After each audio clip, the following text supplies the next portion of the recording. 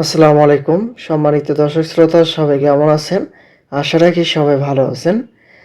Pay scale নিয়ে যে কারণে এত টালবাহানা এ প্রসঙ্গে দেশবন্ধু পত্রিকায় একটি খবর প্রকাশ করা হয়েছে যেখানে পে স্কেল নিয়ে কী কারণে টালবাহানা বিস্তারিত কী আলোচনা করা হয়েছে আপনাদের মাঝে জানিয়ে দেওয়ার চেষ্টা করব। আশা করি ভিডিওটি মনোযোগ সহকারে শেষ পর্যন্ত দেখার চেষ্টা করবেন। আর আমাদের চ্যানেলটিতে নতুন হয়ে থাকলে অবশ্যই চ্যানেলটি সাবস্ক্রাইব করে রাখবেন। এখন দেখি এখানে বিস্তারিত পে স্কেল সম্পর্কিত সর্বশেষ কি বলা হয়েছে। দেখতে পাচ্ছি বলা হয়েছে সরকারি চাকরিজীবীদের নতুন পে স্কেল বা বেতন কাঠামো নিয়ে দীর্ঘদিন ধরেই অনিশ্চয়তা বিরাজ করছে।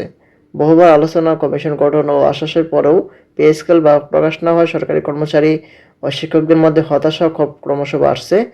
গত বছর গঠিত জাতীয় বেতন কমিশনকে 6 মাসের মধ্যে নতুন বেতন কাঠামোর প্রতিবেদন জমা দিতে বলা হলেও এখনও চূড়ান্ত হয়নি। এর ফলে কর্মচারীদের মধ্যে অনিশ্চয়তা ও জটিলতা দেখা দিয়েছে। কর্মচারীরা দাবি তুলেছেন নতুন পে স্কেল বৈষম্য দূর করে সর্বনিম্ন বেতন 32,000 ও সর্বোচ্চ 1,28,000 টাকা ধরে 13 গ্রেডের কাঠামো প্রণয়ন করা হোক।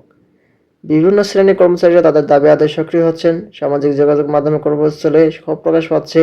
অনেকের মধ্যে পে স্কেল নিয়ে এই টানাটানির পিছনে সরকারি সিদ্ধান্তের বিলম্ব বাস্তবায়নের অনিশ্চয়তা দায়ী।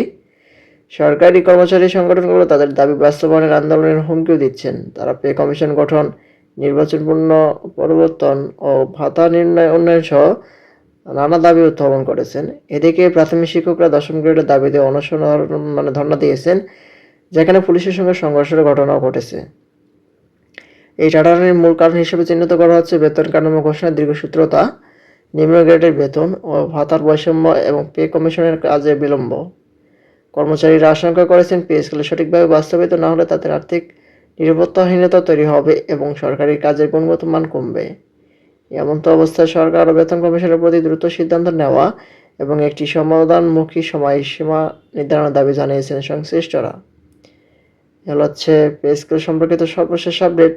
পরবর্তীতে এটি সম্পর্কে নতুন কোনো আপডেট আসা মাত্র আমাদের এই চ্যানেলটিতে পেতে অবশ্যই চ্যানেলটি সাবস্ক্রাইব করে রাখবেন।